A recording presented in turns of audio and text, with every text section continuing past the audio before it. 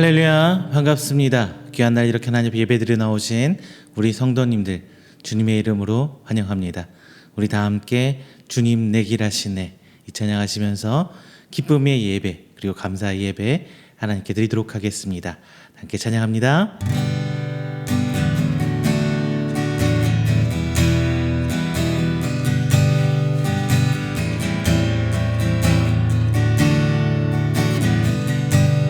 주님 내 길 하시네, 주님 내 길 하시네, 흔들린 그 길에도 함께해. 주님 내 길 하시네, 처진 나의 삶에도 늘 함께해. 주님 내 길 하시네,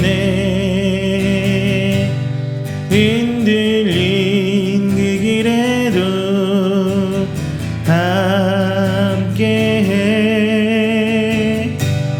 주님 내 길 하시네, 멈춰진 나의 삶에도 늘 함께해. 나의 힘이 되신 주, 항상 같은 곳에서 주가 나의 도움 되시네. 나의 길이 되신 주, 변함없으신 계획, 주가 나의 모든 걸음 되시네. 주님 내 길 하시네, 주님 내 길 하시네, 흔들린 그 길에도 함께해. 주님 내 길 하시네, 멈춰진 나의 삶에도 늘 함께해. 주님 내 길 하시네, 흔들린 그 길에도 함께해. 주님 내 길 하시네, 멈춰진 나의 삶에도 늘 함께해. 나의 힘이 되신 주, 항상 같은 곳에서 주가 나의 도움 되시네. 나의 길이 되신 주, 변함없으신 계획, 주가 나의 모든 걸음 되시네. 나의 힘이 되신 주, 나의 힘이 되신 주, 항상 같은 곳에서 주가 나의 도움 되시네. 나의 길이 되신 주, 변함없으신 계획, 주가 나의 모든 걸음 되시네.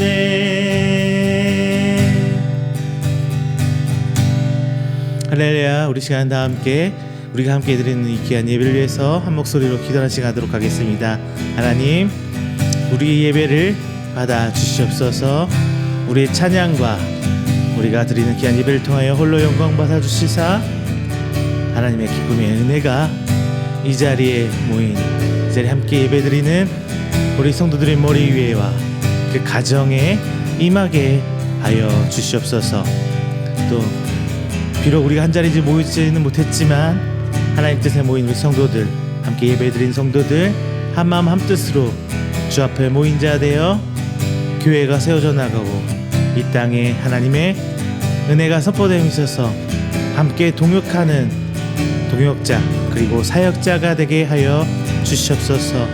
어려운 시기 이 나라와 이 민족을 위해 기도하는 하나님의 성도 되어 항상 하나님의 빛과 소금 재단으로서 그 사명 감당케 하여 주시옵소서.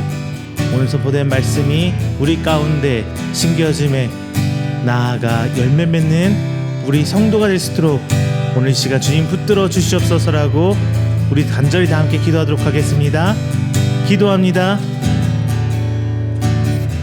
사랑과 날 주마신 내 주 하나님 아버지 감사 영광 돌립니다. 하나님 앞에 모이는 귀한 성도들 주 앞에 나와 예배합니다. 이 시간 예배 가운데 주 하나님 역사하여 주시사 진정 하나님 택함 받은 자여 하나님께 부름받은 자로서 이 시간 하나님 앞에 조금씩 더 나아가며 믿음이 성장되고 하나님 은혜를 나눌 수 있는 풍성한 자 될 수 있도록 주님 아버지 인도하여 주시옵소서.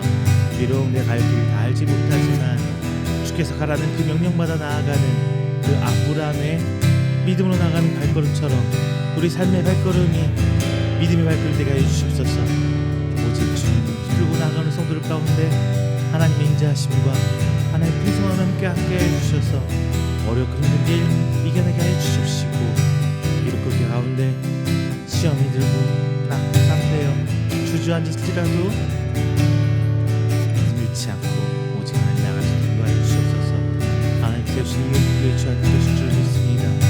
이 자리에 함께 모인 성도들 함께 하나님 사랑을 담에 교회가 세워져 나가고 전국이 확장되어나게 동역하는 그 사역자 동역자 되기로 합니다.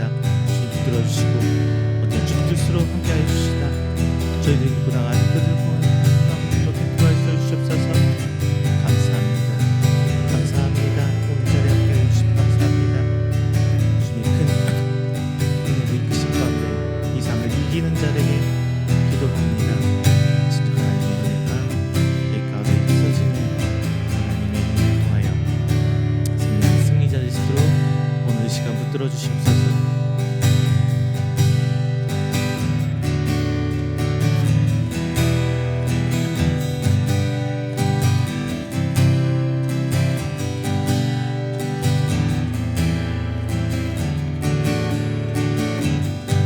더 원합니다. 예수 사랑합니다. 사랑합니다. 온 마음 다하여 오직 주님 한 분만 간절히 더 원합니다. 예수 사랑합니다. 예수 사랑합니다. 사랑합니다. 온 마음 다하여 오직 주님 한 분만 간절히 더 원합니다. 다시 한번요. 예수 사랑합니다. 예수 사랑합니다. 사랑합니다. 온 마음 다하여 오직 주님 한 분만 간절히 더 원합니다. 넘쳐나네 넘쳐나네 넘쳐나네 주를 향한 내 속에 갈망이 주님께로 날 이끌어 주소서. 주님을 더 원합니다. 예수 사랑합니다. 예수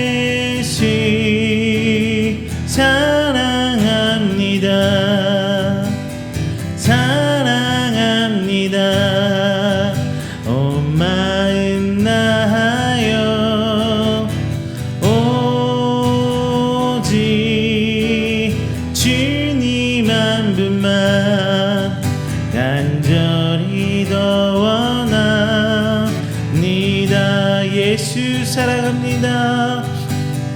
예수 사랑합니다. 사랑합니다. 온 마음 다하여 오직 주님 한 분만 간절히 더 원합니다. 넘쳐나네 넘쳐나네 주를 향한 내 속에 갈망이 주님께로 날 이끌어 주소서. 주님을 더 원합니다. 넘쳐나네 넘쳐나네 넘쳐나네 주를 향한 내 속에 갈망이 주님께로 날 이끌어 주소서. 주님을 더 원합니다.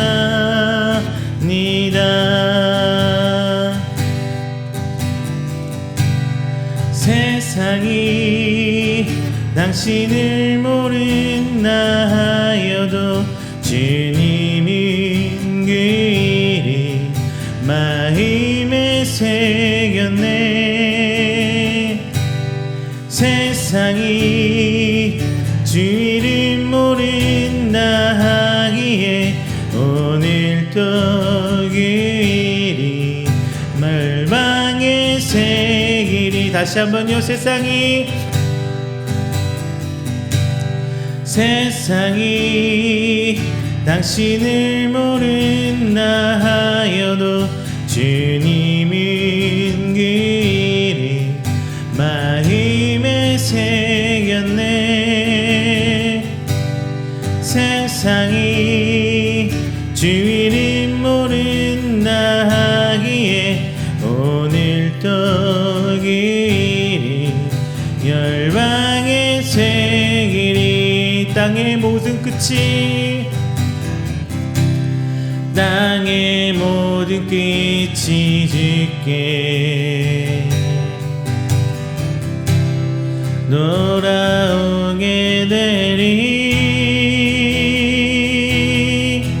잃어버린 영혼을 향한 아버지의 뜻 당신의 삶을 통해 이루어지리.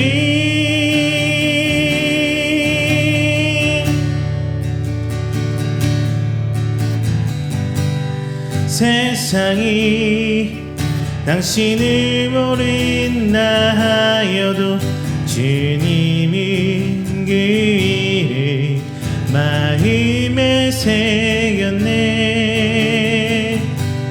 세상이 주 이름 모른다 하기에 오늘도 그 일이 열방의 새기. 다시 한번 우리 찬양합니다. 세상이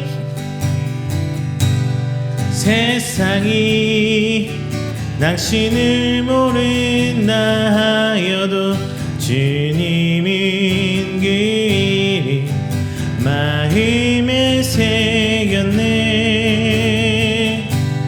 세상이 주 이름 모른다 하기에 오늘도 그 일이 열방의 새길이. 땅의 모든 끝이 땅의 모든 끝이 주께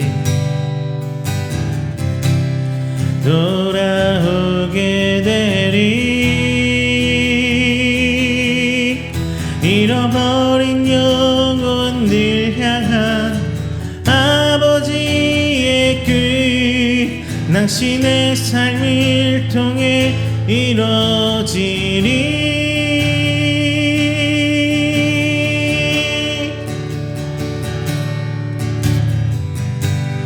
세상이 당신을 모른다 하여도 주님인 길이 마음에 새겼네. 세상이 주님을 모른다 하기에 오늘도 그 일이 열방에 새기리.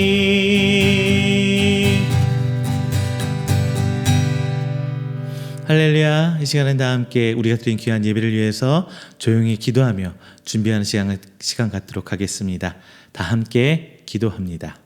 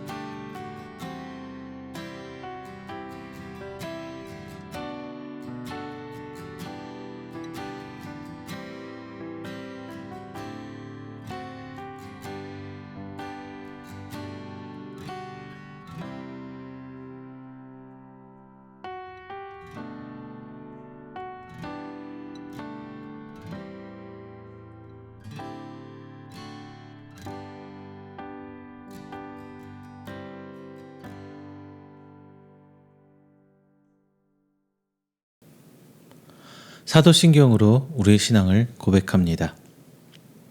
전능하사 천지를 만드신 하나님 아버지를 내가 믿사오며 그 외아들 우리 주 예수 그리스도를 믿사오니 이는 성령으로 잉태하사 동정녀 마리아에게 나시고 본디오 빌라도에게 고난을 받으사 십자가에 못 박혀 죽으시고 장사한 지 사흘 만에 죽은 자 가운데서 다시 살아나시며 하늘에 오르사 전능하신 하나님 우편에 앉아 계시다가 저리로서 산자와 죽은 자를 심판하러 오시리라. 성령을 믿사오며 거룩한 공회와 성도가 서로 교통하는 것과 죄를 사하여 주시는 것과 몸이 다시 사는 것과 영원히 사는 것을 믿사옵나이다. 아멘. 다 함께 교독문 50번 시편 116편 함께 교독하겠습니다. 교독문 50번 시편 116편입니다. 여호와께서 내 음성과 내 간구를 들으심으로 내가 그를 사랑하는도다. 그의 귀를 내게 기울이셨으므로 내가 평생에 기도하리로다. 사망의 줄이 나를 두르고 소울의 고통이 내게 이름으로 내가 환난과 슬픔을 만났을 때에 내가 여호와의 이름으로 기도하기를 여호와여 주께 구하오니 내 영혼을 건지소서 하였도다. 여호와는 은혜로우시며 의로우시며 우리 하나님은 긍휼이 많으시도다. 여호와께서는 순진한 자를 지키시나니 내가 어려울 때에 나를 구원하셨도다. 내 영혼아 내 평안함으로 돌아갈지어다. 여호와께서 너를 후대하심이로다. 주께서 내 영혼을 사망에서 내 눈을 눈물에서 내 발을 넘어짐에서 건지셨나이다. 내게 주신 모든 은혜를 내가 여호와께 무엇으로 보답할까? 내가 구원의 잔을 들고 여호와의 이름을 부르며 여호와의 모든 백성 앞에서 나는 나의 서원을 여호와께 갚으리로다. 그의 경건한 자들의 죽음은 여호와께서 보시기에 귀중한 것이로다. 아멘. 다 함께 찬송가 84장 함께 찬양하겠습니다.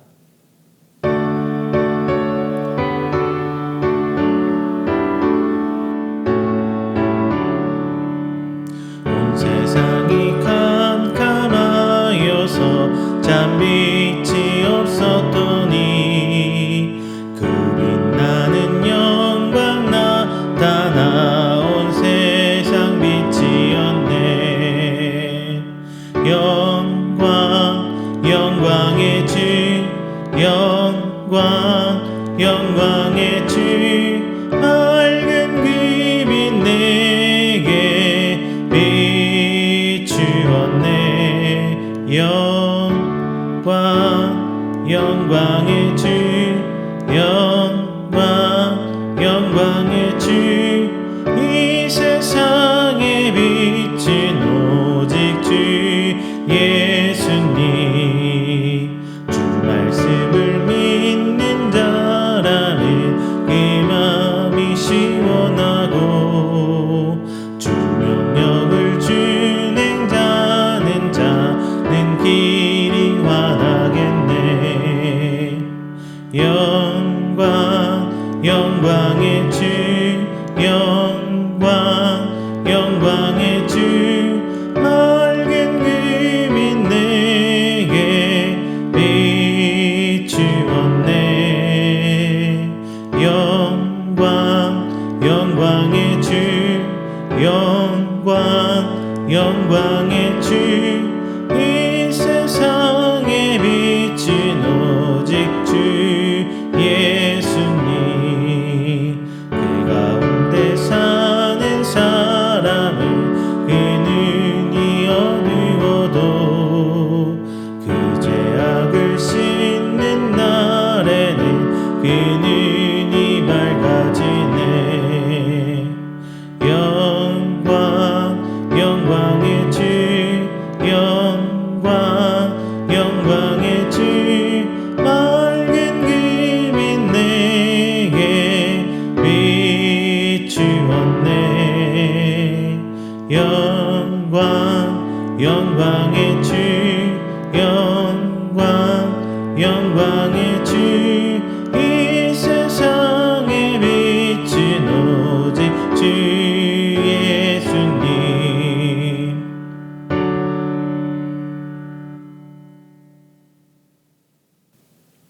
이 시간에는 우리가 함께 드리는 이 귀한 예배를 위해서 제가 대표해서 기도하도록 하겠습니다. 다 함께 기도합니다. 사랑이 많으신 우리 주 하나님 아버지, 감사 영광 돌립니다. 하나님께서 택하신 귀한 백성, 새 한 주 시작하는 그 첫 시간에 나와 하나님을 예배합니다. 오늘 이 시간 우리 성도들이 하나님께 드리는 그 찬양과 예배를 통하여 영광 받아주시고 기뻐 받아주시사 우리들의 삶을 하나님께 내어 맡기는 우리 귀한 성도들의 이 예배를 통하여 하나님의 은혜를 입고 하나님의 사랑을 깨닫고 나아가는 시간 될 수 있도록 주께서 은혜를 베풀어 주시옵소서. 그럼에도 불구하고 저희들의 삶은 세상에 살고 있기에 여전히 죄와 같이 살아갑니다. 이 모든 것들 하나님 앞에 내어놓기를 원합니다. 가식 속에 외식하는 우리의 삶 속에 성도로 살아간다고 하지만은 여전히 사람 눈치 보며 사람을 위해 살아갈 때가 많음을 이 시간 고백합니다. 주님, 그 순간순간 내 안에 채워야 될 것이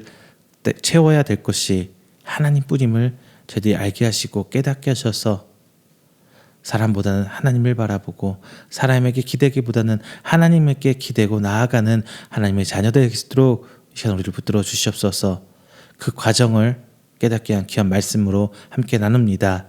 선포된 말씀 가운데 주께서 지혜 성령 허락하여 주시사 하나님께서 이 시간 우리에게 베풀고자 하는 그 은혜를 알게 하시고 단순히 알물 넘어서서 우리 삶 속에 뿌리 내려지는 하나님의 귀한 말씀이 되어서 우리 삶 속에서 그 말씀을 열매 맺는 자로서 살아갈 수 있도록 우리의 믿음을 붙들어 주시옵소서.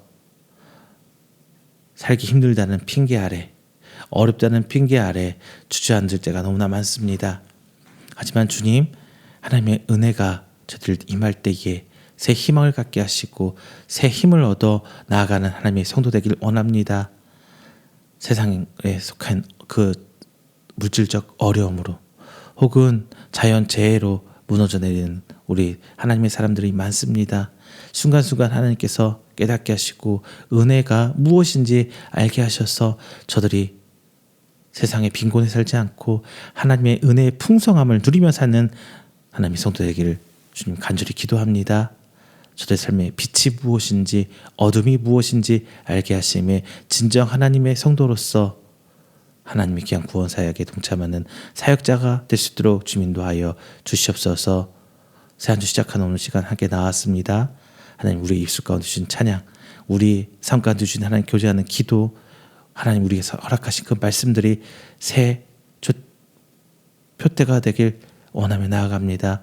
오늘 시간 하나님의 은혜로 저희들을 붙들어 주시옵소서. 이 모든 말씀 사랑의 말씀 예수님의 이름으로 기도드립니다. 아멘.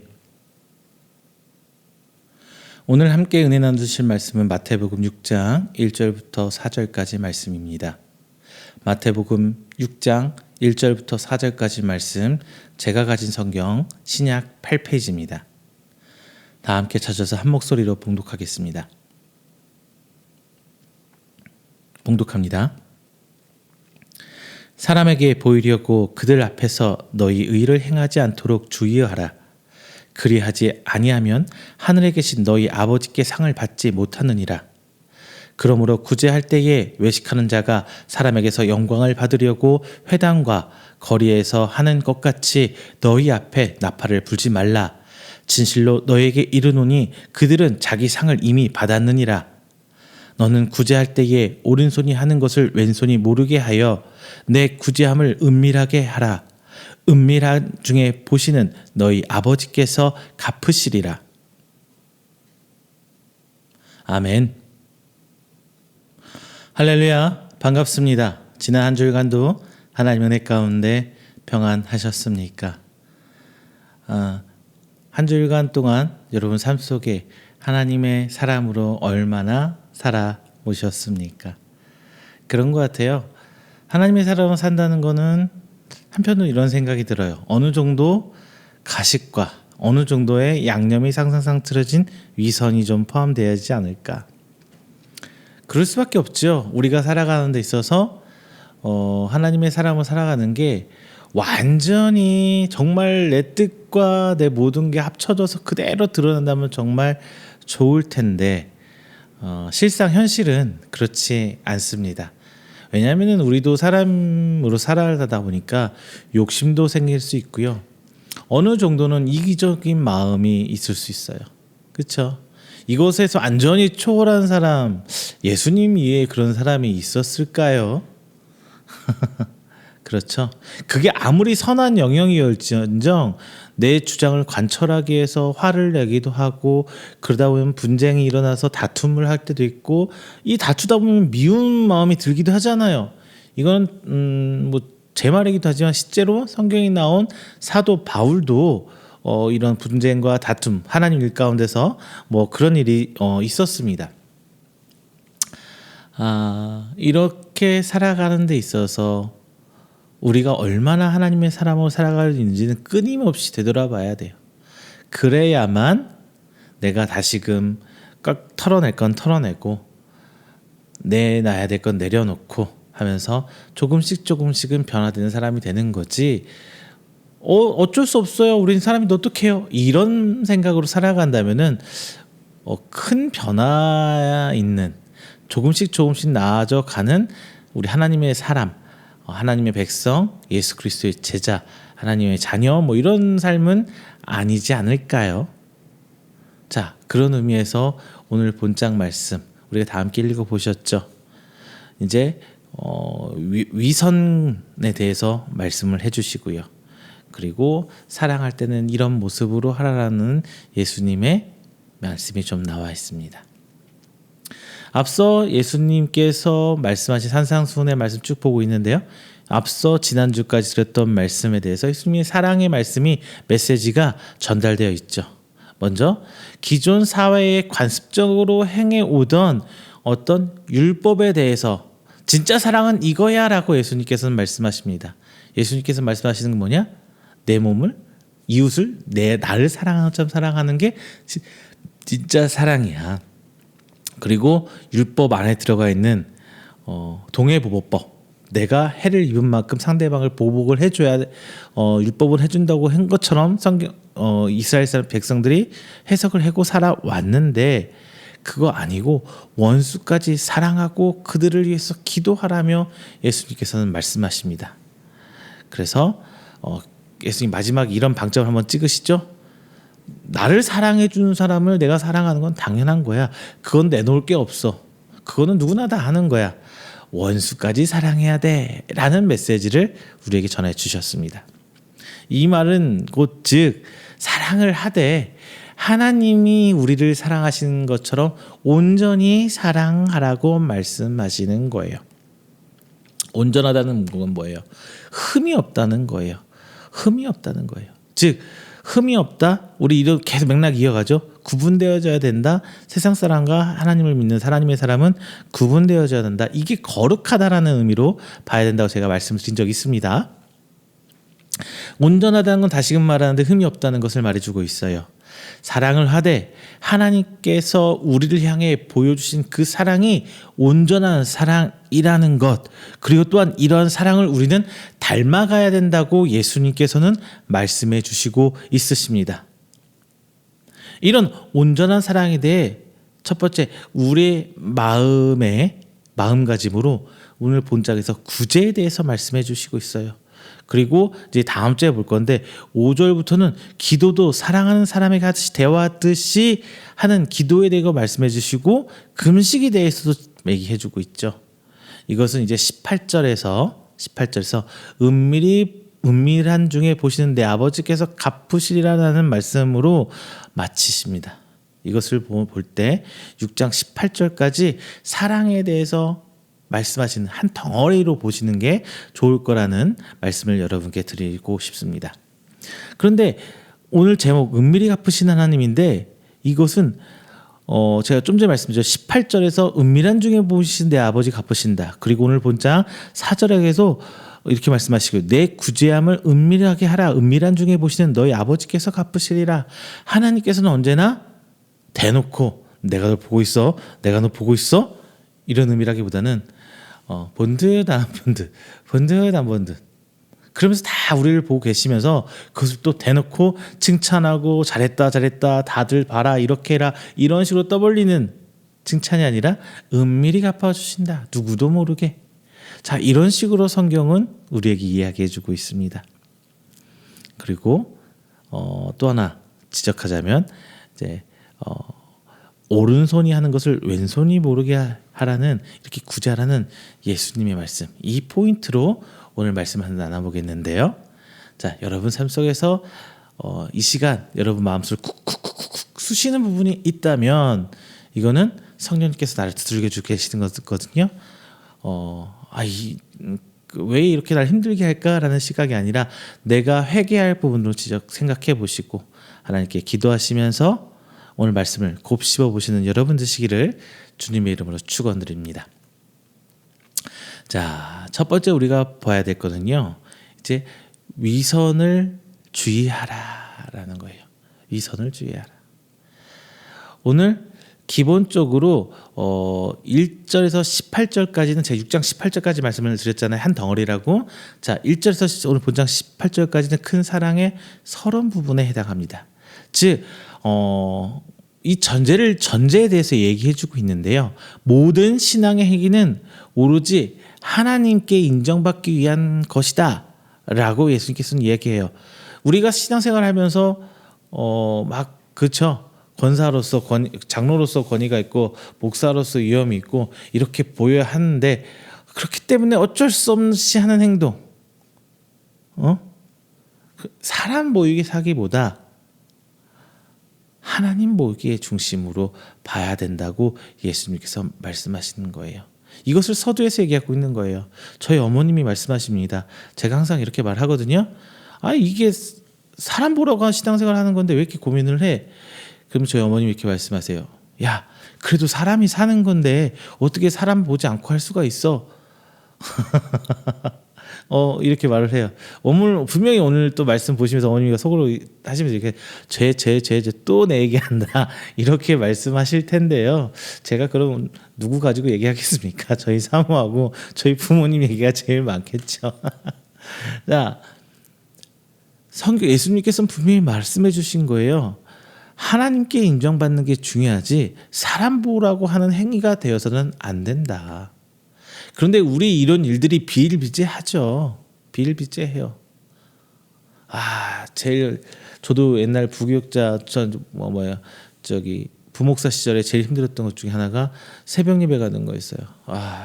새벽 4시 좀 넘어서 일어나서 어떻게든 준비해서 5시 예배니까 4시 한 40분, 45분까지 도착해서 막 예배 준비하고 해야 되는데 이게 왜 이렇게 힘든지요? 그런데 이게 새벽 예배 나가는 이유 중에 하나니까 내가 부목사니까 가야 돼. 이게 더 컸어요. 내가 기도하려고 가고 하나님 만나고 가고 교제하려고 가고 이런 오늘 하루를 하나님께 기도로 시작하는 이런 마인드, 이런 마음으로 매일같이 했으면 얼마나 좋겠습니까만은 솔직한 마음으로 성도들에게 보이고 담임 목사에게 보이려고 가는 게 더 많았어요. 그만큼 새벽 예배가 힘든다는 겁니다. 정말 새벽 예배를 하시는 분들 존경스러워요. 대단하세요. 이거는 보통 헌신 갖고는 할 수 없는 게 새벽 예배예요. 하지만 그 자체가 내가 하나님과 새벽부터 기도하고 하나님과 새벽부터 만남을 위해서 나가는 자리라면은 정말 귀한 자리입니다. 그런데 말이죠. 이 신앙의 행위가 만약에 담임 목사에게 인정을 받고 성도들에게 인정받기 위한 시간이었다면 하나님께서 그 시간을 정말 기쁘게 받아주셨을까요? 우리 한 번 좀 들어봐야 돼요. 여기서 한 걸음 더 나가면 뭘 해요? 이제 교만에 빠져들어요. 나는 남들 못하는 거 하고 있는 사람이야. 이런 식으로 교만 빠져들고 한 단계 더 나가면 다른 사람을 비난하고 비방하죠. 저희 권사가 돼가지고 새벽 예배도 안 나오고 니 뭐가 돼가지고 이렇게 안 나오고. 자, 시작은 좋았어요. 새벽 예배, 새벽 시간에 하나님 만나는 거. 근데 그게 걸쳐가면 어떻게 되냐? 내가 교만하게 되고 누군가를 비방하게 되는 죄를 범하는 걸로 된단 말이에요. 어떤 정말 유명한 목사님은 대놓고 설교 시간에 자기가 이랬다라고 얘기를 하셨어요. 이름 되면 다 아는 목사님입니다. 그분이 그 권사님한테 그렇게 할 거면 새벽 예배 하지 마세요. 그 정도로 새벽 예배 자체는 정말 귀한 거예요. 근데 그게 초점이 하나님에서 사람에게 벗어나는 순간 길을 잃어버리게 하는 의미조차도 잃어버리게 된다는 것을 우리는 꼭 기억해야 돼요. 모든 신앙의 행위들이 비슷합니다. 다 좋은 의도로 시작되었고 좋게 나가는 것은 좋겠지만 그게 하나님께 보이려는 게 아니라 사람에게 보인다면 이제 그 행위들이 무너지기 시작해요. 인간은 절대적으로요. 이건 절대적이에요. 100%예요. 그 누구도 위선과 외식에서 자유로울 수가 없어요. 자기에 의해서든 타인에 의해서든 자꾸 나를 누군가 옆에서 평가받기를 원하고 좋은 평가받기를 원하는 거예요. 그렇잖아요. 그런데 이거는 내 자의적으로 하는 건데 우리 신앙적으로는 이게 빛과 소금의 역할을 해야 된다는 거예요. 제가 새벽 예배 말씀드렸으니까 우리나라에서 새벽 예배 태동이 됐던 이유를 좀 말씀드릴게요. 원래 우리나라에 처음에 기독교가 들어왔을 때 새벽 예배가 없었어요. 그런 와중에 이제 우리 평양 대부흥각 성령운동, 대성령 각성 대각성운동 이 얘기를 한 번쯤은 들어보셨을 거예요. 근데 여기에 다 해당했던 강사 목사님께서 이제 한국적인 생각이죠. 한국적인 생각에 그때 성경 말씀 사경회 같은 게 힘든 시절이다 보니까 목사님이 혼자 성도들 좀 더 많이 와서 말씀 나누고 은혜 받기를 원하는 마음에서 간절히 새벽님이 나와서 혼자 기도를 시작했어요. 새벽에 계속 매일같이 나옵니다. 그런데 그 모습을 그 교회 장로님이 보셨어요. 그리고 그 장로님께서 그 모습을 기감이 되어서 새벽에 종을 치시면서 사람을 모으기 시작합니다. 그러면서 모이기 시작해서 함께 기도하기 시작한 게 새벽 예배 태동이에요. 정말 좋은 걸로 시작됐죠. 좋은 신앙의 선례예요. 그래서 우리나라 대한민국 교회사 안에 새벽 예배라는 게 정착이 됩니다. 새벽 기도회, 새벽 예배. 정확하게 신학적으로 표현하면 새벽 기도회가 맞는 표현이라고 합니다. 정착되기 시작해요. 그렇다면 이게 그걸로 끝나서 여전히 사람들을 자연스럽게 기감시키고 함께 기도하게 만들고 분위기를 만들어내고 자체는 뭐예요? 예수님께서 말한 빛과 소금의 역할을 한 거예요.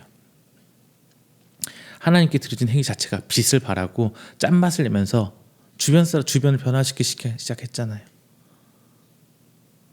그렇죠? 누가? 우리가, 하나님의 사람이. 이게 빛과 소금의 역할이란 말이에요. 그런데 그게 시간이 흘러서 사람에게 보이기 위한, 담임 목사님의 마음에 들기 위한 이렇게 변질되기 시작하면서 그게 무너져 내려왔어요. 이스라엘 백성의 율법주의도 똑같았어요. 바리새인 똑같았습니다. 바리새인들 정말 제가 많이 말씀드렸어요. 바리새인들이 처음 시작은 뭐예요? 포로 생활을 포로기를 겪고 사람들이 뿔뿔이를 탔고 이민족 이방 문화가 막 섞이기 시작하면서 하나님의 율법이 하나님의 말씀이 퇴색되기 시작해요. 섞이면서 본질이 사라지기 시작합니다. 그래서 이러면 안 된다. 하나님 말씀 원래 그 말씀의 취지로 돌아가자 시작했던 게 바리새인들이에요. 정말 좋았습니다. 근데 이게 시간이 흘러가다 보니까 율법주의가 되어버린 거예요. 이렇게 가면 안 돼요. 자, 내 스스로 방법은 딱 하나밖에 없어요. 자기 스스로 위선과 외식을 조심할 때 비로소 최소화할 수 있어요. 주의하라라는 이 단어는 성경에 잘 안 나오는 단어예요. 해라 하지 말아라는 건 분명한 거 있는데 주의하라라는 단어는 성경에 잘 나오지 않아요. 이 단어에서 마음에 해나가는 음절이 생략되겠습니다. 즉 항상 생각하라는 말이 정확한 표현입니다. 이것은 오직 이 일에 마음을 집중시키라는 말이 되세요. 그러니까 우리가 살아가면서 교회 안에서 신앙생활하는 데 있어서 정말 중요한 거는 이 위선과 외식에 대해서 계속 끊임없이 경계하고 조심하려는 마음이 있어야 돼요. 골방에 들어가서 기도하라는 게 뭐예요? 누구나 다 알게끔 나 저 사람 이 시간 골방에 들어 기도하는구나 이런 기도를 하는 게 아니에요. 진짜 하나님과 나와의 비밀스러운 교제, 그 소통을 얘기하고 있는 겁니다. 우리 이 부분 잃어버리면 안 돼요. 자, 그러면서 예수님께서 그들 앞에서 너희 의를 행하지 않도록 주의하라. 그리하지 아니하면 하늘에 계신 너희 아버지께 상을 받지 못한다. 상이 없다는 거예요. 받을 상이 없다는 거예요. 사람의 눈보다 하나님의 눈을 더 신경 쓰라는 말입니다. 이 말은즉슨 나중에 나올 말이긴 한데 나중에 제가 설교 다시 한번 하겠습니다. 영수했다라는 말이 나와요. 성경 단어를 해석하다 보면 그 단어 가운데 이미 사람들을 인식해서 사람들이 우리를 칭찬했잖아요. 그럼 하나님한테 받을 상을 미리 받아버려서 끝났다. 셈이 끝나버렸다는 거예요. 그런 상급에 대한 인식이 성경의 전반적으로 예수님 말씀이 다 깔려 있어요. 내가 이 땅에서 그 복을 받았으면 하늘 상급이 없다는 거예요. 정말 무서운 말씀입니다. 왜요? 우리 신앙생활의 기본적인 초점은 어디 있어요? 이 땅의 삶에 있나요? 천국에 있나요? 물론 저희 어머니께서 말씀하시기를 이 땅에서도 잘 살아야 돼라고 말씀을 하십니다. 하지만 그거는 플러스 알파 옵션인 거고요. 진짜의 우리 신앙생활 초점은 천국에 있어요. 천국에 받을 상급에 있단 말입니다. 기본적으로는 구원에 있지만 우리는 구원을 받았다는 믿음으로 살아가는 거죠. 그리고 그 믿음 끝에는 천국 소망, 천국에 쌓아지는 그 상급에 있는 건데 그게 뭔지는 몰라요. 표현 안 해주고 있어요, 성경에서. 하지만 이 땅에서 받았다면은 천국에서 받을 상급이 없다는 거예요. 그런 의식이 기본적으로 다 깔려 있습니다. 자, 여러분, 우리 신앙생활을 정말 조심해서 하세요. 새벽 예배하는 거, 교회 안에서 여러 가지로 봉사하고 전도하고 하는 헌신의 행위들, 선교의 행위들, 누구한테 보이려고 하기보다 하나님한테 보이려는 마음으로 하세요. 사람에게 인정받고자 하지 마시고요, 하나님에게 인정받고자 하시길 바랍니다. 두 번째로 이어서 갑니다. 2절에서 이렇게 시작합니다. 그러므로 라면서 시작을 해요. 그러므로는 뭐예요? 이거에서 이렇게 되는 넘어가는 결과죠. 그러므로 2절 제가 읽어드릴게요. 구제할 때에 외식하는 자가 사람에게서 영광을 받으려고 회당과 거기에 사는 것 같이 너희 앞에 나팔을 불지 말라. 진실로 너에게 이르노니 그들은 자기 상을 이미 받았느니라. 자, 보이라고 하지 말라라고 전체적으로 이제 위선과 외식에 대해서 조심하라고 말씀하시면서 그러므로 자, 이런 외식과 위선을 조심하면서 하되 이에 따라서 너희들이 구제를 할 때에는 역시나 똑같은 마음으로 해라. 누구한테 보이지 말고 누구한테 하라는 걸 들키지 말라라는 의미로 하세요. 구제의 행위, 사랑 행위의 예로서 구제를 들고 계시는 겁니다. 지금 우리가 보는 거는 위선과 외식에 대해서 초점이 맞춰져 있는 것 같지만 이 작은 내용 안에서는, 큰 틀 안에서는, 전체적인 예수님의 설교편 안에서는 지금 주제가 사랑에 집중되어 있습니다. 이웃에 대한 사랑, 사람과 사람 사이에 나눠지는 그 사랑을 얘기하는 거예요. 성도들 간의 사랑, 이거 할 때 위선과 외식을 조심해라. 그 사랑의 표현으로서 오늘 본짝에서는 구제를 얘기해 주고 있는 것입니다. 자, 이러면서 구제를 한다면 이라고 나와요. 구제할 때에, 이거는 조건문이에요, 아니에요? 구제한다면 이라는 뜻인가요? 구제할 때에 라는 거예요. 분명히 의미가 달라요. 뭐뭐 한다면 이라면 조건문이 돼요. 내가 이렇게 할 때, 구제할 때에 한다면 조건문이 돼요. 이렇게 할 때 이렇게 된다는. 근데 구제할 때에 전반적인, 오늘 본장에서 얘기하는 건 전반적인 구제 행위에 대해서 다 말을 해주는 거예요. 조건문이 아니라 단호하게 이래야 된다라는 예수님의 명령이 오늘 2절 말씀에 포함되어 있습니다. 구제라는 건 당연한다는 거예요. 당연히 구제를 해야 된다는 게 의미가 깔려 있어요. 왜? 당시 율법 안에서는요, 율법 체계 안에서 구제는 어떤 그들이 원하는 행위에, 하나님의 구원받은 백성들 행위에 당연시 해야 되는 의무처럼 있었던 거예요. 그래서 그들이 똘똘똘똘 잘 뭉칠 수 있었던 거거든요.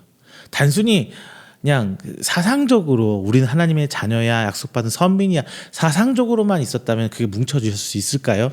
이스라엘 백성들이 선민의식이 갖춰졌을까요? 말뿐이라면? 아니에요. 그들은 자신들 안에서 진짜 형제 자매처럼 똘똘똘 뭉쳐 있었어요. 그래서 서로 어려웠을 때 주변에서 막 도와줍니다. 이런 의식들이 우리나라도 그런 좋은 문화들이 굉장히 많았는데 지금 너무나 사회 구조가 개인주의화되고 파편화되면서 나만 아니면 돼라는 의식이 깔려 있죠. 나만 잘 살면 돼. 정말 힘든 상황일 때 나만 아니면 돼, 이런 게 있어요. 근데 요즘에 경제 굉장히 힘들죠. 어딘가에서 부시에서 삐걱삐걱 되기 시작하면 다 같이 힘들어져요. 반면 다 삐걱 잘 돼서 올라올 때는 다 같이 살기 좋아져요. 우리나라 지금 뭐 경제 구조 자체가 그러죠. 나만 잘 살면 돼. 물론 극소수 정말 상위 0.1%막 이런 사람들이야 나만 잘 살 수 있죠. 그런 사람들은. 근데 사회 전반적인 대부분의 사람들은 다 같이 좋아야 잘 살 수 있어요. 나 혼자만 살 수 있는 잘 살 수 있는 경우가 아니에요. 기름값만 올라봐요. 얼마나 경제적으로 복잡하게 얽혀있나요? 기름값 하나에 따라서. 금리 봐요. 미국 금리에 따라서 전 세계가 들썩들썩하고 있잖아요. 다 같이 움직이는 거란 말이죠. 근데 이스라엘 백성 이게 굉장히 강했습니다. 지금 우리나라는 너무나 많이 개인주의화되고 이기적이 되고 뭐 그렇게 돼 있는데 지금도 얼마 저 신학교 다닐 때 이런 선례가 있었다 그래요. 얼마 전에 미국 어느 나라인지 제가 생각이 안 납니다만 이스라엘 문화가 지금도 뭐라고 했는데요. 죄송합니다. 갑자기 생각난 거라. 어느 한 집이 불이 났대. 가게가 불이 났어. 쫄딱 망하게 생겼어요. 그러면 일반적으로 우리나라 같은 건 어때요? 아이고 어쩌나 저 사람들 어쩌나로 끝나요. 그렇죠? 근데 이스라엘 사람은 그렇지 않았어요. 유대인들이 똘똘 뭉쳐가지고 성금을 모으기 시작합니다. 그래서 이 사람한테 성금이 뭐가 더 전해졌는데 오히려 불나기 전보다 더 많은 돈을 받았다고 해요. 더 부자가 됐다고 해요. 이런 식으로 사는 게 유대인들 삶. 그러니까 구제라는 게 이들 머릿속에는 아주 단단히 박혀 있어요.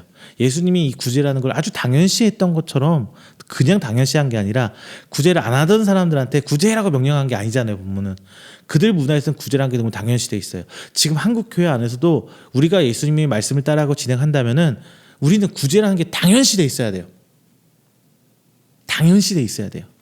성전 건축을 하고 막 건물을 올리고 덩치를 키우고 막 강대상에 뭐 휘황찬란한 장식을 하고 첨단 장비로 무장해서 막 휘황찬란하게 꾸미는 것보다 우리는 구제에 더 많이 손을 내밀었어야 돼요. 이웃에게.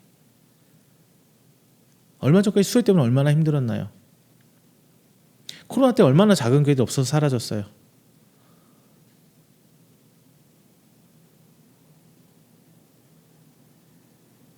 정말 이런 쪽으로 말하면 조금 비판을 넘어선 시각을 가질 수도 있어요. 교회를 향해서 부정적인 시각.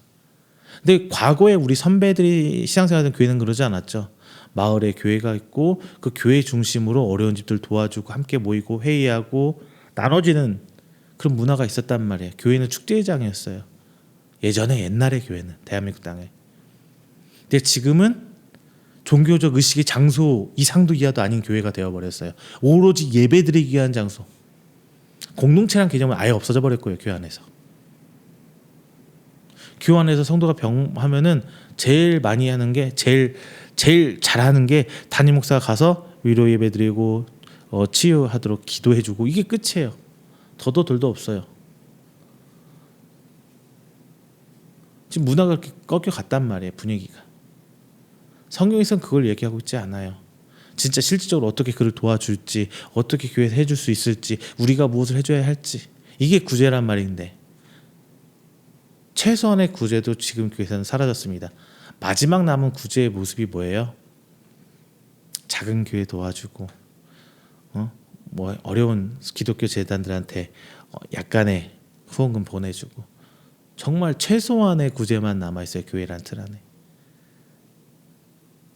안 그런 교회도 가끔 있어서 선례로 좋은 예로 나오긴 합니다만 대다수의 교회는 그러고 있지 않나요?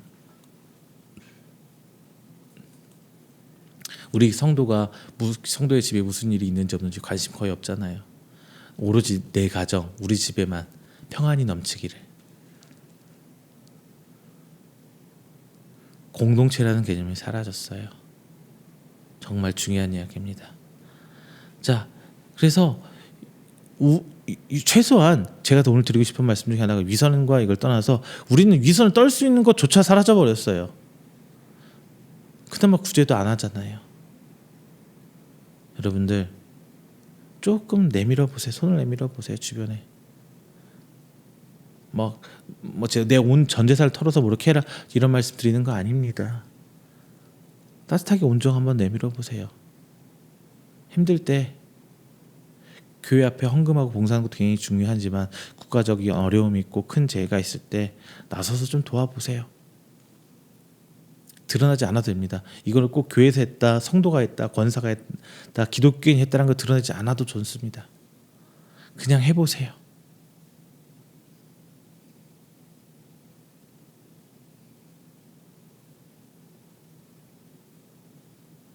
정말 중요한 겁니다. 자, 좀 우리 실생활에 좀 거리가 멀어서 제가 오히려 좀 해야 된다라고 말씀드리고 있는 거예요. 본장에서는 나팔을 불다라고 하면서 이 유대인들 사회에서는 뭐 행위의 시작과 끝을 드러내는 이 나팔 행위, 나팔 불고 구제를 해요. 나팔 불고 구제를 맞춰요.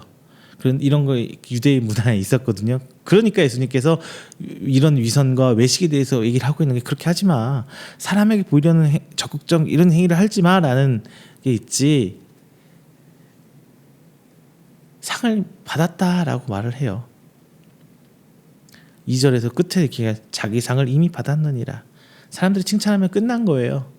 이게 1절 하반절과 2절 하반절이 이렇게 연결돼요. 상을 받지 못한다. 왜냐하면 2절 하반절에 이미 너는 사람들한테 인정받은 것으로서 셈이 하나님한테 받을 상급에 대한 셈이 끝난 거야. 이렇게 얘기를 해주시는 겁니다. 자, 구제해야 합니다. 적극적인 사랑의 행위가 드러나야 되는 거예요. 자, 마지막 세 번째는 이제 예수님이 말하는 게 오른손이 하는 것을 왼손이 모르게 하라라고 얘기를 해요. 3절 너는 구제할 때 오른손이 하는 것을 왼손이 모르게 하여. 이건 정말 무서운 얘기입니다. 오른손이 하는 것을 왼손이 모르게 한다. 이게 말이 되는 얘기인가요? 말이 되는 얘기예요? 어떻게 왼손이 하는 일을 오른손이 모르게 해요? 근데 우리가 인식을 못하는 게 있죠. 뭐냐? 나도 모르게 머리를 긁는 행위. 나도 모르게 허벅지만 이렇게 긁고 이렇게 목 한번 긁고. 이게 인식하고 하는 건가요? 아닌가요? 그냥 나오는 거죠. 내가 어디를 긁었다 어디를 만졌다라는 걸 생각하지 않아요. 그냥 나오는 거예요. 예수님께서 말씀하시는 것은 이런 신앙의 행위들, 믿음으로써 살아가야 될 이런 행위들이 내가 뭘 해야 한다, 하기 위해서 한다는 게 아니라 자연스럽게 드러나야 되는 거예요. 내가 믿음의 사람이니까, 하나님의 사람이니까, 자, 이번 자연재해, 이번에 홍수 맞고 했던 사람들 좀 도와야지. 이게 아니라, 저 사람들 힘드네? 그럼 도무게 당연하지라는 생각이 요 밑에서부터 스물스물 올라와서 자연스럽게 드러나야 된다는 거예요.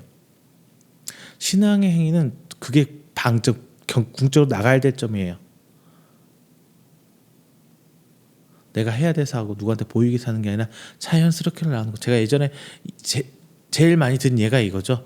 해 뜨는 거 보려면 어디로 가요? 정동진, 동쪽으로 가야 합니다. 해 지는 걸 보려면 어디로 가야 돼요? 정서진, 서쪽, 인천 서쪽에 있는 정서진을 가야 돼요. 이거 상식이잖아요. 해 뜨는 거 보려고 하는데 새해 해 뜨려고 하는데 서해 가는 사람 있어요? 없어요. 당연히 그렇게 해야 되는 거예요. 이게 진리고 이게 믿음입니다. 궁극적으로 나가야 될 거예요. 근데 처음엔 몰라요. 우리 유치원 애기들 보고 해 뜨는 거 보려면 어디로 가야 돼? 몰라요. 배워서 가르치고 익혀야 되는 거예요. 처음에는 하나 알고 두면은 두 번 알고 처음에는 해 뜨는 거 어디로 가야 돼? 좀 큰 애들은 동쪽이요. 근데 우리나라의 제일 동쪽 끝이 어디야? 물으면 몰라요. 근데 조금 고학년들은 알죠. 정동진. 해지는 건 정서진. 저희 집에서 정서진까지 크게 멀진 않는데 한 번도 못 가봤어요. 한번 가보려고 하는데 조만간. 자, 이게 배워서 익혀서 하나씩 알게 돼서 내 안에 행위로 들어가서 자연스러운 게잖아요. 우리가 배우는 성경 공부가 거기에 있어요. 예수님이 제자가 12명이 있는데 12명 이름이 무엇이냐, 10계명이 있는데 10계명 각 10개부터 1000개까지 계명이 무엇이냐, 12가지 재앙, 모세가 베풀었던 12가지 재앙이 12가지가 뭐냐, 이게 하나도 안 중요해요. 구원받는데 그 하나도 몰라도 구원받는 지장이 없어요. 성경 공부가 하는 원리는 이거예요. 모르던 거를 알게 해서 믿음화시켜서 자연스럽게 그 사람의 행위에 드러날 수 있게 하는 거. 그게 제일 중요한 성경 공부의 목적이에요. 근데 학교에서 공부하던 대로 하다 보니까 성경 공부라는 게 그렇게 해야 되는 걸로 가는데요. 그러지 마세요. 물론 성경 공부하는데 왜 그랬는지 설명해 주는 건 분명히 필요합니다. 그거 하기 위해서 목회자들이 신앙을 공부하는 거고요. 왜 이 말씀이 나왔고 왜 우리가 이렇게 하는지 그 왜라는 부분을 해결시켜 주기 위한 사람이 바로 목회자들이거든요. 무조건 믿어 라기보다 그러면 다 목사하게요. 다 신학자 하게요? 아니에요. 여러분들이 구제하라는데 왜 구제를 이렇게 해야 됩니까? 라고 물을 때 제가 오늘 말씀에서 계속 설명을 해드리죠. 납득할 수 있게끔, 그럴 수밖에 없게끔, 그리고 우리 생활에서 어떻게 받아들이고 이 말씀 우리가 어떻게 해야 되는지 제가 접목시켜드리고 있잖아요. 이게 목회자들 해야 될 일이에요. 당연히 해야 되니까 이렇게 해야 돼 이런 거 아니고요.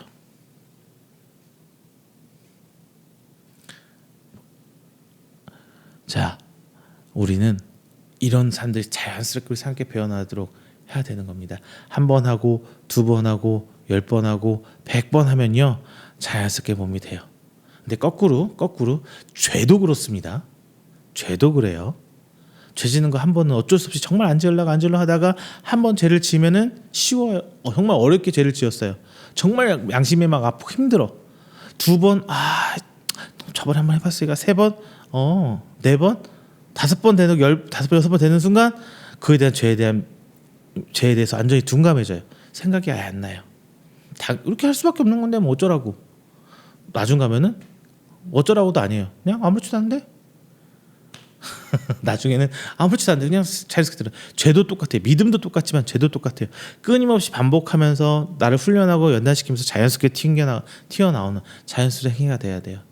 우리 군인 가면 아저씨들 지금 이등병도 그럴까요? 요즘에 군대가 어떻게 되는지 모르겠는데 저 때는 그랬어요. 빠빠빠빠빠빠빠라빠빠 이 소리가 나는 순간 튀어나가요. 반사적으로. 이거는 생각해서 하는 게 아니에요. 그냥 튀어나가는 거예요. 왜? 하다 훈련받고 하다 보니까 자연스럽게 행위가 드러나는 거예요. 군대에서 제일 많이 훈련 이렇게 시키거든요. 하나만 더 예를 들어볼까요? 전쟁 나면요. 폭격이 시작되고 전쟁 나잖아요. 군대에서는 불을 안 켭니다. 그럼 불 안 켜는 게 어떻게 해요? 훈련해요. 그래서 훈련해요. 우리 관물 때 아빠들은 아실 거예요. 아빠들은 여자분들 모실 수 있는데 남자분들은 아실 거예요. 관물 때 칼각 잡는다고 군기 잡으면서 여기 각이 틀어져 있고 이렇게 안 맞아요. 저희 때 욕 먹고 맞아가면서 했거든요. 관물 때 위치 딱딱딱 각 잡아갖고 세워놓고 그 이유가 좀 완전 그렇게 된 건데 그렇게 하는 이유가 뭐냐면은 전쟁 나면은 불이 켜지면 불 켜진 대로 폭탄이 떨어져요. 폭격의 대상지가 돼요. 그러니까 불을 켜지 않고 깜깜한 데서 이제 완전 군장 전쟁터로 뛰어나가게 한 준비를 해야 되는데 눈 감고도 여기는 반합이 있고 여기는 군장이 있고 여기는 모포가 있고 불 깜깜한 상태에서 모든 일을 해서 전쟁 나갈 준비를 군화까지 딱 신고 나가야 돼요. 이게 군인이에요. 그래서 훈련하는 거예요. 저도 그랬어요. 실제로 했어요. 새벽에 비상 걸리잖아요. 그러면은 비상 왱 훈련 쌩 흘리면은 제일 잘 사는 사람이 상병 병장이에요. 아주 느릿느릿하게입니다. 근데 먼저 끝나요. 왜? 너무나 익숙하게 되기 때문에. 반면에 이등병은 정말 땀 뻘뻘 가면서 막 해요. 정말 열심히 해요. 근데 제일 늦어요. 그래서 맨날 혼나죠. 이등병은. 왜? 훈련이 그만큼 안 됐으니까. 몸에 익지 않았으니까. 신앙생활도 똑같아요. 끊임없이 반복하고 훈련하면은 그때의 그 상황이 되면 자연스럽게 툭 튀어나가요. 이것이 바로 오늘 본장에서 얘기하는 오른손이 하는 일 왼손이 모르게 하라는 말의 의미입니다. 외식하지 말라. 그거 좀 다른 얘기죠. 궁극적으로 이 안에는 자연스럽게 나오는 것을 이야기하고 있습니다. 자, 말씀을 맺겠습니다. 우리가 신앙생활 행위의 주된 목적은 사람이 아니라 하나님입니다. 우리는 하나님의 종으로 사는 것이고 하나님의 자녀로 사는 거예요. 그래서 하나님이 우리를 봐주시기 위한 마음을 표현을 신앙 행위로 드러내는 거예요. 제가 말씀드렸죠. 우리는 하나님의 자녀 됐어요. 근데 우리의 하나님의 자녀 되면 뭐예요? 친자 아니에요. 양자예요. 예수님 때문에 하나님께서 우리를 자녀로 삼아 주신 거예요. 그러면은 양자는 어떻게 해요? 부모님 마음에 들기 위해서 막 끊임없이 노력해야 돼요. 그래야 부모님이 이뻐해주고 칭찬받으려고 하는 거죠. 그 은혜를 갚기 위해서. 그게 당연한 거죠. 그런데 제일 나쁜 사람이 뭐냐면은 지가 양자로 데려왔는데 마치 지가 친자처럼 막 맨날 떼부리고 땡깡 부리고 뭐 얼마나 미워요. 내가 애를 잘못 데려왔나 싶을 거 아니에요. 근데 우리는 그렇게 신앙생활 할 때가 정말 많아요. 나는 양자로 하나님의 자녀가 됐는데 맨날 떼만 써. 심지어 밥도 안 먹고 금식하면서 뗐어. 이러지 마시고요. 당연히 드러나야 되는 거예요. 즉 우리가 자랑하고 싶은 사람은 하나님이어야 되고 우리가 보여주고 싶은 사람은 하나님이 돼야지 그 사이에 사람을 끼워넣지 말아야 됩니다. 그랬을 때 하나님께서는 은밀히 갚아주세요. 이 땅에서 이미 갚아진 거는 하나님이 더 이상 갚아주지 않으세요. 더군다나 상급도 없대요. 하나님께서 은밀히 갚아주신다는 건 뭐냐? 대놓고 막 승진을 시켜주고 자녀를 잘 되게 해주고 우리 집 재산이 막 나눠서 누가 봐도 저 집 되게 잘 되네 이런 식으로 갚아준다는 개념이 아니에요. 우리 착각하지 마세요. 그럴 수도 있지만 그건 정말 오히려 특별한 경우고요. 그거를 당연하고 대표적인 예로 보면 안 됩니다. 그거는 정말 특이한 경우, 유니크 독특한 경우를 빼놓고 예외적으로 빼놓고 생각하셔야 되고요. 대부분의 경우는 예수님께서 말씀하신, 목사들이 얘기한 거 듣지 마세요. 성경에서 예수님이 말씀하신 대로 두세요.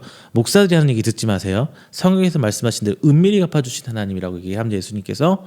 그건 뭐냐면 대놓고 누가 봐도 쟤네 복 받았네 개념이 아니라 요 모양 저 모양 하나님께서 요 모양 저 모양 우리 삶을 지켜주시고 계신다는 거예요. 우리가 깨닫지 못하게 세월이 흘렀을 때 이게 하나님께서 정말 나를 지켜주시구나, 이게 진짜 하나님께 주신 감사할 거리예요.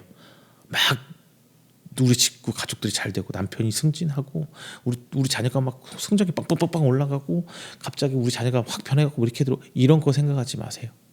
정말 그 특별한 경우, 특별한 경우로 빼놓고 생각하세요. 그걸 일반화시키지 마세요. 그럼 우리 신앙이 정말 좌절에 빠집니다. 그건 정말 특별한 경우예요. 왜 저 사람은 저렇게 했는데 나는 하나님께 이렇게 했는데 나는 왜 안 될까? 이런 식으로 자괴감에 빠져요. 그럼 신앙생활 못해요. 목사 말 믿지 마세요. 목사 말 믿지 마세요. 하나님 말, 성경에서 말씀하시는 예수님의 말씀만 믿고 따라가세요. 그게 중요합니다. 사람에게 보이지 않은 행위라면은 사람이 갚아주는 거예요. 하나님이 갚아주는 거 아니에요. 하나님께서 보이지 않을 때 하나님께서 갚아주시는 거예요. 그게 은밀히 갚아주신다는 거예요. 이것이 사랑입니다. 습관에서 변하는 그 사랑이 우리 삶의 양식에 배어있기를 바라는 예수님의 마음을 오늘 본장에서 우리는 봐야 됩니다. 하나님께서 우리 삶에 은밀히 간섭하시고 은밀히 갚아주시는 그것을 기대하는 우리가 되어야 합니다. 사랑의 여러분, 우리 삶 속에서 하나님을 다 채워넣으세요. 그랬을 때 하나님의 은밀한 갚으신 가운데 그 썸 탄다 그러죠. 하나님과 한번 썸을 타보세요. 그랬는지 이랬는지 모르는, 하지만 기대되고 왠지 나도 모래 미소가 나오는 그런 하나님과의 교제를 하시는 여러분 되시기를 주님의 이름으로 축원드립니다. 기도하겠습니다. 사랑이 많으신 하나님 감사합니다. 귀한 날 함께 해주시고 함께 해주신 말씀 은혜 나눴습니다. 예수님께서 이 땅에 주신 그 말씀 그대로 우리가 살아나기를 원합니다. 외식과 위선을 내세울 수밖에 없는 우리들이지만 그것을 경계하고 주의하면서 하나님만 바라보기를 원합니다. 우리 안에 하나님의 마음을 채기를 원합니다. 우리가 이 사랑하는 마음으로 하나님의 사랑을 내 마음에 채워나갈 때 우리가 그 사랑으로 이웃을 돌아보며 구제하길 원합니다. 그 구제 가운데 하나님 은혜에 있길 소망하고 하나님이 더 크게 30배, 60배, 100배 결실이 그 구제에 뿌려진 씨앗 안에 있기를 기도합니다. 하지만 먼저 우리가 하나님의 합한 자가 되어 사랑을 알게 하여 주시옵소서. 그 사랑을 표현하게 하여 주시옵소서. 더 기도하는 것은 그것이 우리 안에 자연스럽게 뿌리 내려져 보이려고 하는 행위가 아니라 더 나아가 자연스러운 행위가 될 때까지 하나님 우리 신앙을 보듬어 주시고 이끌어 주시옵소서. 사랑이 많으신 예수님의 이름으로 기도드립니다. 아멘. 다 함께 찬송가 341장, 찬송가 341장 하시면서 준비하신 예물 하나님께 봉헌하겠습니다. 찬송가 341장입니다.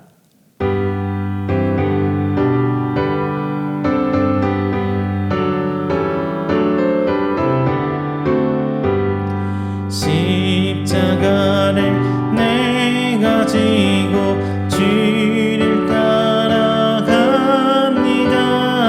이제부터 예수로만 나의 몸을 삼겠네. 세상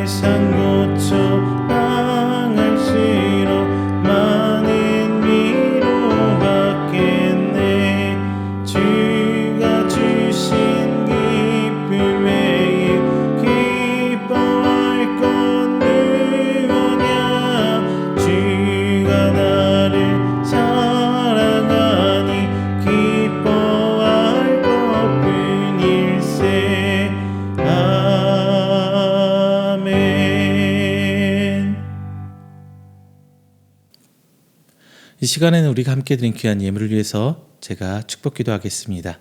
다 함께 기도합니다. 사랑이 많으신 하나님, 감사 영광 하나님께 돌립니다. 하나님께서 주신 귀한 은혜 가운데 저희가 한 주간 삶을 삼아오고 오늘 새 한 주 시작하면 하나님께 나와 예배드립니다. 빈손 오지 않고 하나님께 귀한 것으로 감사 영광 돌립니다. 드려진 손길 주께서 기억하여 주시고 저희들이 드리는 것들이 단순히 물질을 넘어서 하나님을 향한 믿음의 고백이오니 주께서 받아 주시사 하나님의 사역 가운데 기이 쓰이시도록 주께서 복의 복을 더하여 주시옵소서. 더 기도하는 것은 저희들이 물질 쓰고 남아드리는 것이 아니옵니다. 주님, 저희들의 삶을 나눠드리는 곳이오니 저희 삶을 더욱더 풍성케 하여 주시고 인도하여 주시사 하나님 예배하심 가운데 하나님의 은혜를 바라보며 감동하며 감격하여 기쁨으로 나아가는 우리 성도들의 삶이 될 수 있도록 주께서 인도하여 주시옵소서. 오늘 하나님 앞에 주일 예물, 11조의 예물, 감사의 예물 그리고 선교 예물로 주님께 나옵니다. 드려진 손길 하나하나 주께서 기억하여 주시옵소서. 저들의 삶이 더욱더 하나님께 드려진 삶이 될수록 이 땅 가운데 하나님의 사람으로 본이 될 수 있도록 저희들의 가정과 직장과 사업장 주께서 인도하여 주시사 오직 하나님의 은혜로 저희들이 잘됨을 세상 가운데 내어볼 수 있도록 주께서 복의 복을 더하여 주시옵소서. 이 모든 말씀 사랑이 많으신 예수 그리스도의 이름으로 축복하며 기도드립니다. 아멘. 다 함께 찬송가 29장 하시고 축도로 오늘 예배 마치도록 하겠습니다. 찬송가 29장입니다.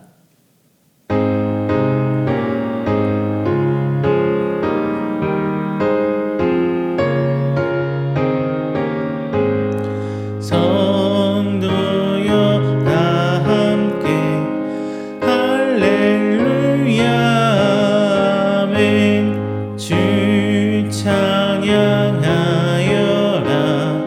할렐루야 아멘. 주 보좌 앞에서 택하신 은혜를 나 찬송하여라 할렐루야 아멘. 만문을 열어라 할렐루야 아멘. 온 하늘을 열라 할렐루야 아멘. 인도자 되시며 친구가 되신 주 그 사랑 끝없다 할렐루야 아멘. 주 찬양하여라 할렐루야 아멘. 찬양은 끝없다 할렐루야 아멘. 거룩한 집에서 주인 촌일이며 늘 찬송 부르자 할렐루야 아멘.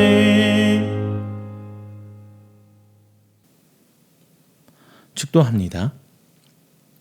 여호와는 내게 복을 주시고 너를 지키시기를 원하며 여호와는 그의 얼굴을 내게 비추사 은혜 베푸시기를 원하며 여호와는 그 얼굴을 내게로 향하여 드사 평강 주시기를 원하노라.